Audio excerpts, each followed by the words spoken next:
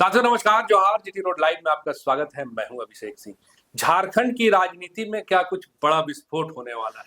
आप देख रहे हैं कि किस तरह से पूरे झारखंड में जहां पे बादल मंडरा रहे हैं, वहीं दूसरी तरफ क्या झारखंड की राजनीति में संकट के भी बादल मंडरा रहे हैं। क्या आप देखिए, दो बड़े बड़े राजनीतिक घटनाक्रम को जोड़िएगा, डिकोड कीजिएगा तो कुछ न कुछ बात निकलकर जरूर आएगी। पहली बात यह है कि आलमगीर आलम की रिहाई हो गई है और आलमगीर आलम की रिहाई के साथ ही साथ झारखंड में कांग्रेस में एक बड़ा परिवर्तन की आशंका भी नजर आ रही है। आप देखिए, अभी कुछ दिन पहले से कांग्रेस के अंदर में पहले से ही घमासान मचा हुआ है। किस तरह से सबसे पहले कांग्रेस के जो वरिष्ठ मंत्री हैं और झारखंड के वित्त मंत्री हैं राधा कृष्ण किशोर के बवाल से भी काफी कुछ बदल गया था। वहीं दूसरी तरफ कई एक कांग्रेस के जो नेता है उन्होंने भी मोर्चा खोल लिया है। और इसको इस तरह से भी जोड़िए कि क्या जो हमारे स्वास्थ्य मंत्री हैं अक्सर चर्चा में रहते हैं और अपने ही बयान से कभी कभी स्थिति ऐसी हो जाती है कि कयास लगने लगता है कि क्या उनकी जो मंत्री पद है वो जाएगा क्या। तो एक खतरा यहाँ ये भी मंडरा रहा है स्वास्थ्य मंत्री के ऊपर से। आप देखिए कि किस तरह से केशव महतो कमलेश ने भी अभी अभी मुलाकात की थी कुछ दिनों के अंदर में ही निशात आलम से। इन तमाम घटनाओं को जोड़ेंगे आज हम और चर्चा करेंगे कि झारखंड की राजनीति में क्या कुछ नया परिवर्तन होने वाला है। दूसरी तरफ एक बात मैं भूल गया कि आप देखिए, जो भारतीय जनता पार्टी के नेता प्रतिपक्ष है बाबूलाल मरांडी, उन्होंने भी कई एक बयान दे दिया लगातार कि जो आलमगीर आलम की रिहाई है वो एक सशर्त जमानत है। उनके मेडिकल टर्म एंड कंडीशन पे ही उनकी जमानत हुई है, न कि वो बाइज्जत बरी हुए हैं। और कांग्रेस में इस तरह का जो माहौल है, उत्सव का माहौल है, ये राजनीति का ये कौन सा चेहरा है। इन तमाम मुद्दों पर हम चर्चा करेंगे। फ्रेम में आप देख रहे हैं हमारे साथ वरिष्ठ पत्रकार सरोज कंवर जी हैं। स्वागत है सर आपका। और सर, कांग्रेस के अंदर क्या घमासान मचा हुआ है? सिर्फ कांग्रेस के अंदर नहीं अभिषेक भाई, झारखंड की राजनीति में भूचाल आने वाला है। आपने जिक्र किया कि कांग्रेस के अंदर कांग्रेस की लगातार बैठकें, बयानबाजियां, सब कुछ। दरअसल सिर्फ कांग्रेस नहीं, हेमंत सरकार के अंदर कुछ होने जा रहा है। तरह तरह की बातें पॉलिटिकल कॉरिडोर में सुनने को मिल रही है। ये ठीक कहा बाबूलाल मरांडी ने कि सच ये कोई रिहाई नहीं है, जमानत पर छूटे हैं और हेल्थ वजह भी बताई गई उसकी। ठीक है, अच्छी बात है। लेकिन किसी पार्टी का कोई बड़ा लीडर आता है तो उसको तो खुशी होगी, कार्यकर्ताओं को खुशी होगी, नेताओं को खुशी होगी। और सिर्फ कांग्रेस के लोग ही नहीं। अब देखिए, केशव महतो कमलेश का जिक्र आपने किया, वो निशात आलम से मिलने बहुत पहले गए थे और उस समय शंका जतलाई गई थी कि क्या मंत्रिमंडल का विस्तार होगा, क्या पत्ता कटेगा इरफान अंसारी का। अब तो सवाल यह है कि आलमगीर आलम खुद चले आए बाहर, तो केशव महतो कमलेश खुद गए मिलने के लिए, उनके साथ टीम गई मिलने के लिए। और केशव महतो कमलेश कैसे घिरे हुए हैं ये आप देख रहे हैं। लेकिन वो गए, मिले, काफी देर तक बैठे, बातचीत की। बहुत सी बातचीत सामने नहीं आती है ना। वो किचन कैबिनेट जब लगती है तो अलग ढंग की बातचीत होती है। लेकिन कयास तो हम पत्रकार लोग लगाते हैं कि जब दो राजनेता बैठेगा तो बिना राजनीति खेले तो काम होगा नहीं। तो राजनीतिक खेल तो हो रहे। सिर्फ केशव महतो कमलेश नहीं गए, कांग्रेस कोटे के 2-3 मंत्री, चर्चित मंत्री जो शिल्पा नेहा तिर्की, वो भी गई मिलने के लिए। बंधु तिर्की, उनके पिताश्री पूर्व शिक्षा मंत्री, वो भी मिलने गए, काफी देर तक बैठे। दीपिका पांडे सिंह, वो भी मंत्री हैं, वो भी गई मिलने के लिए। उनसे मिली, निशात आलम से मिली और भी कार्यकर्ताओं से मिली। उन्होंने भी काफी समय दिया। तो सबका चेहरा आप देखिए, खुशी तो चेहरे पर। स्वास्थ्य मंत्री खुद गए मिलने। हाँ, मैं बताता हूँ, लेकिन मैं चाह रहा हूँ कि पहले दीपिका पांडे सिंह मिलने के बाद क्या बोली ये सुनवा देते हैं पहले, है ना। ये सुनिए पहले, दीपिका पांडे सिंह मिलने के बाद जब मिली तो क्या कहा मीडिया से। ये मामला सब जुडिस है, लेकिन हम लोग का न्यायपालिका पर भरोसा है और आने वाले समय में आलमगीर जी के साथ भी न्याय होगा। पूरा भरोसा है, विश्वास है। और आने वाले समय में फिर से वो जिस तरीके से राजनीतिक रूप में सक्रिय थे उस प्रकार से वो सक्रिय होंगे। आप सब देख रहे हैं कि जिस तरह का उत्साह उल्लास यहाँ पर है कार्यकर्ताओं के बीच में, ये बात स्टैब्लिश्ड है कि वो एक जननेता है और सार्वजनिक जीवन में वो जल्द वापस आए। उनकी थोड़ी अभी तबीयत खराब है, वो बेहतर होकर के फिर से अपनी जो भूमिका है उसको संभालेंगे। हम लोग को पूरा भरोसा। मैडम, कमी महसूस हो रही थी आपके साथ? बिल्कुल, हमारे लिए तो बिल्कुल गार्जियन अभिभावक की तरह है। हमारे पहले चुनाव में वो मुझे टिकट में भी मदद करने में जो बात है, एक गार्जियन की तरह उन्होंने हम लोगों को संभाला है। संथाल परगना में उनकी पॉपुलैरिटी हो, चाहे पूरे झारखंड में स्पीकर की तरह या फिर मंत्रालय जब उन्होंने संभाला, तो ये कमी कोई और अन्य कोई पूरा नहीं कर सकता। आज वो वापस आए और हम लोग चाहते हैं कि वो वापस अपनी भूमिका को पहले की तरह संभालें। हाँ, आपने ठीक कहा कि स्वास्थ्य मंत्री इरफान अंसारी खुद गए, जिन पर कहा जा रहा है कि कहीं पत्ता तो नहीं कटेगा। आप बड़ा ठहाका लगाया, जिस अंदाज में मिलते हैं, बहुत देर तक बैठे, लड्डू खिलाया एक दूसरे को, बातचीत की, तस्वीरें खिंचाई, फोटो सेशन हुआ, निशात आलम से भी मिले, आलमगीर आलम साहब से मिले, बहुत देर तक बैठे। हालांकि इस पर भानु प्रताप शाही ने, जो भाजपा के लीडर, चुस्की भी ली। कहा इरफान जी जब वहां थे होटवार, तब एक बार भी आप गए नहीं, अभी आप लड्डू खिला रहे हैं जाकर।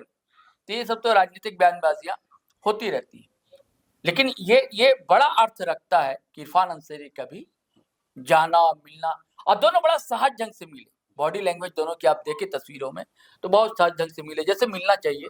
कहीं पर चेहरे से ऐसा कुछ भाव नहीं लगता। और इसके अलावा कई लोग, अब देखिए जेएमएम के leader Hafizul Hasan, senior leader हैं हफीजुल हसन, और काफी करीबी है भाई हाजी हुसैन अंसारी के साहबजादे हैं।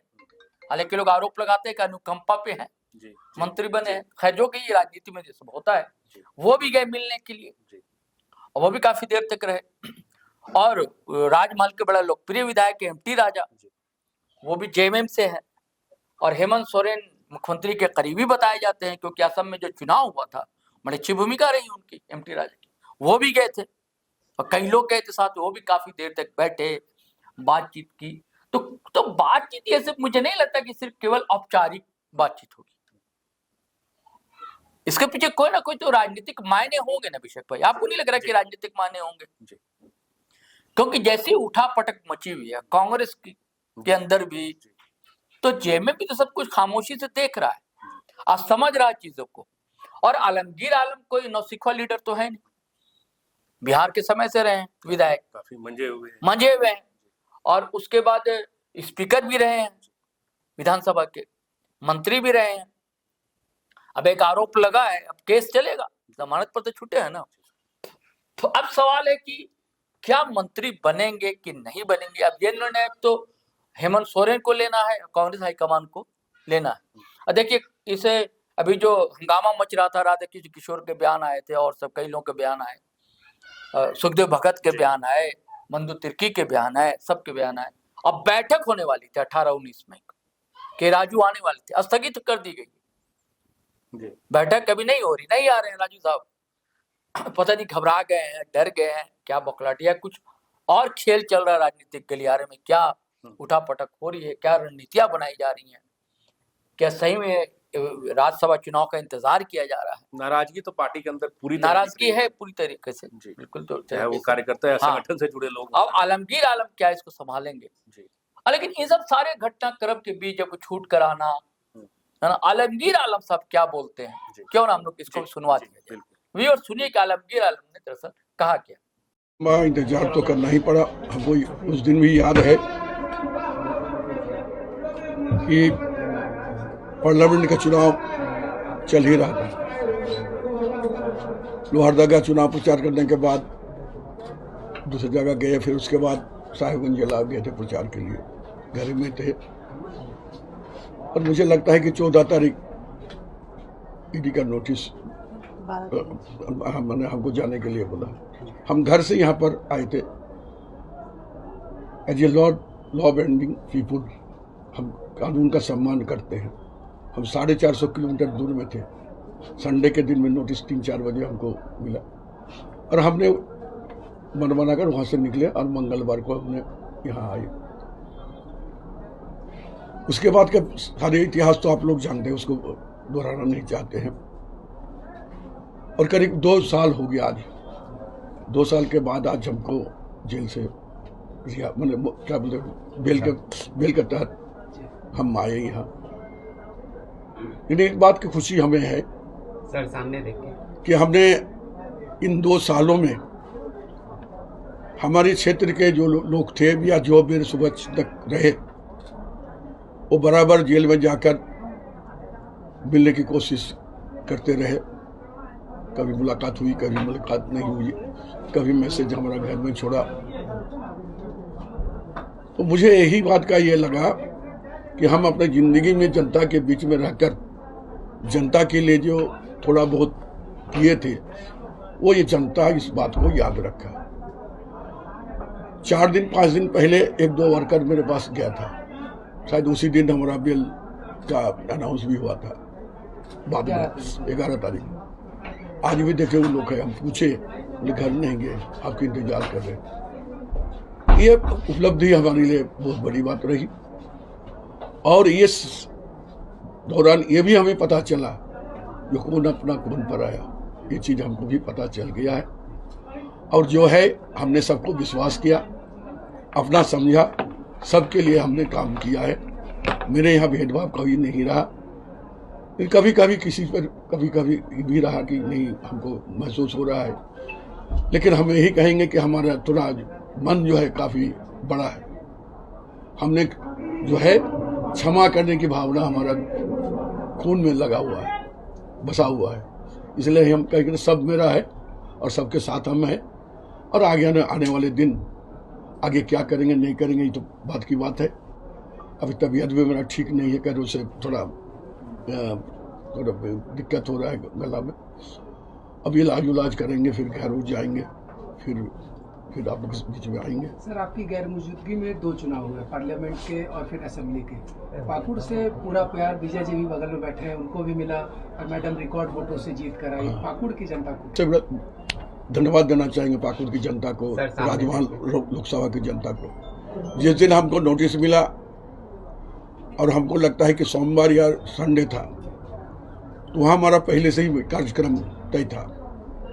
तो हमने एक संदेश छोड़े थे कि हो सकता है कि हम तुमसे मिले या ना मिले, लेकिन एक बात मान लो कि सब जो है आलमगीर आलम को छोड़कर जा रहे हैं और आलमगीर आलम सोचकर आने वाले समय में विजय यात्रा को वोट देकर जिताने की काम करूँगा।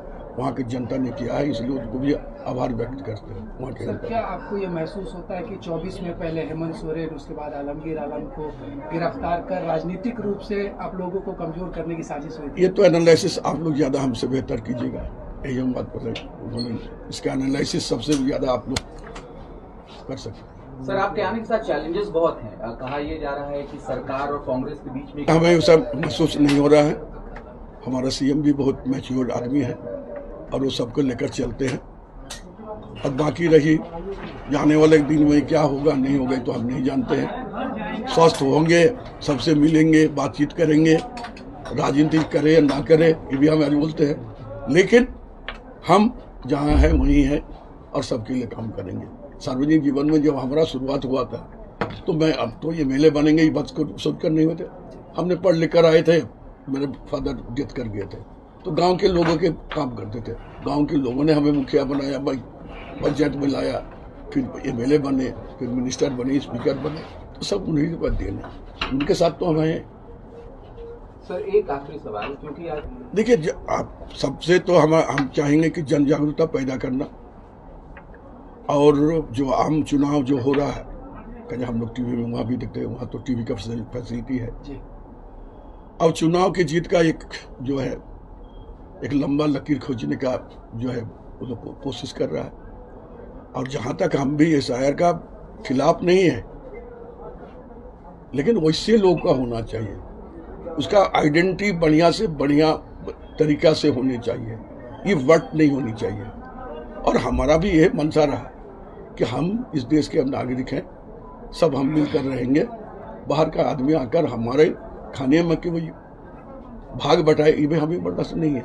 लेकिन एसआईआर होना चाहिए, ऐसा नहीं कि बरसों से रह रहा है, गरीब है, उसके पास कुछ आइडेंटिफिकेशन नहीं है, ऐसे लोग को नहीं करना चाहिए। तो आलमगीर आलम को सुना आपने अभिषेक भाई।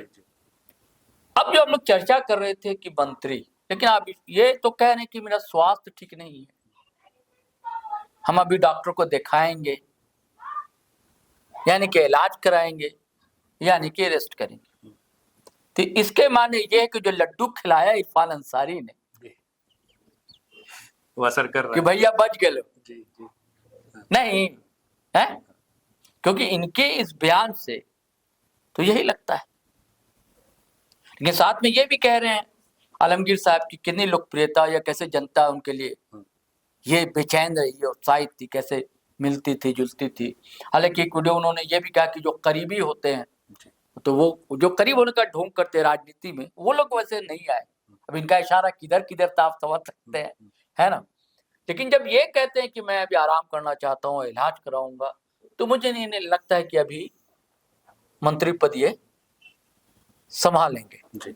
इसमें मुझे शंका है। तो साथियों, सुना आपने, एक बात तो है कि आलमगीर आलम मंजे हुए खिलाड़ी हैं, काफी पुराने तौर पे वो राजनीति से जुड़े रहे हैं और वर्तमान में जब वो बाहर हैं और झारखंड कांग्रेस में एक शीर्ष नेता है, तो कहीं ना कहीं ये कयास बहुत हद तक कारगर भी नजर आ रहा है कि आने वाले समय में वो क्या मंत्री बन सकते हैं या अभी वो अपने स्वास्थ्य को लेकर इलाज को ही जारी रखेंगे। साथियों, ये आने वाले वक्त पे है। आज के लिए बस इतना ही। जाते जाते आपसे वही आग्रह, अगर आपने हमारे चैनल को सब्सक्राइब नहीं किया तो जरूर कर लीजिए। हमारे वीडियो को लाइक शेयर और कमेंट भी जरूर कीजिए। आज्ञा दीजिए। नमस्कार, जय हिंद, जय भारत।